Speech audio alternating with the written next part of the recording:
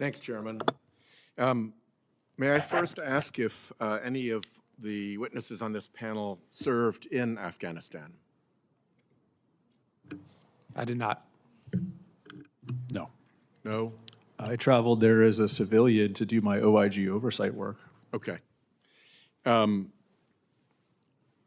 reason I asked that question is because I think one important voice for a hearing like this is the men and women who served in Afghanistan and who worked closely with Afghan soldiers and intelligence operatives, very often very closely, very often with their security determined by the capability of their Afghan colleagues.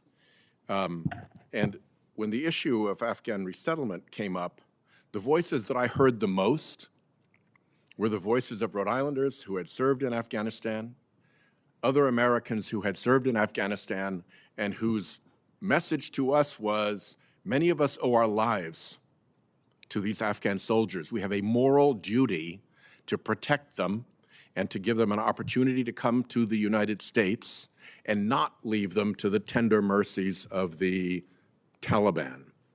Do any of you disagree that the service of Afghan troops and intelligence professionals gave them some moral standing in an effort to relocate to the United States? No. Mr. Edelman does not disagree with that? Is that no, no, and no? No. Well, I happen to agree with you, and I wish that voice was more prevalent here. I've also been told, and if anybody cares to correct me in a response for the record, you're welcome to do so, but I've been told that the number of Afghans who have entered on parole into the United States under Operation Allies Welcome is 76,000.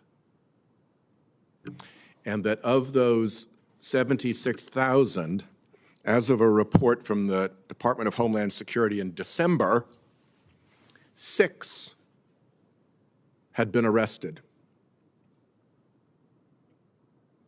76,000 brought into the United States, 6 have been arrested. By my count, more January 6th rioters pardoned by President Trump were arrested after the pardon than our Afghan allies brought into this country under Operation Allies Welcome.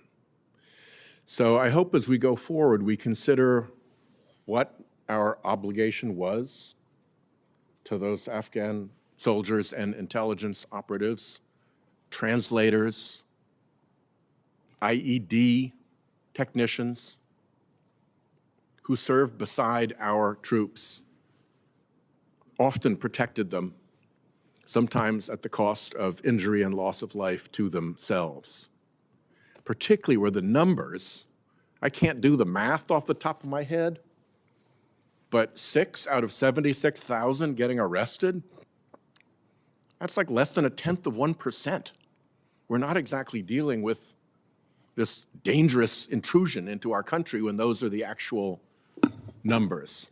So I wanted to make those points because I think a hearing like this should reflect the views of the Americans who served in all the different stages of our activities in Afghanistan from those earliest days when our special forces teams went in and charged around on horseback in the mountains, only able to operate because of the support of Afghan allies, all the way through until the departure from Afghanistan that was driven by a very unfortunate agreement entered into by President Trump.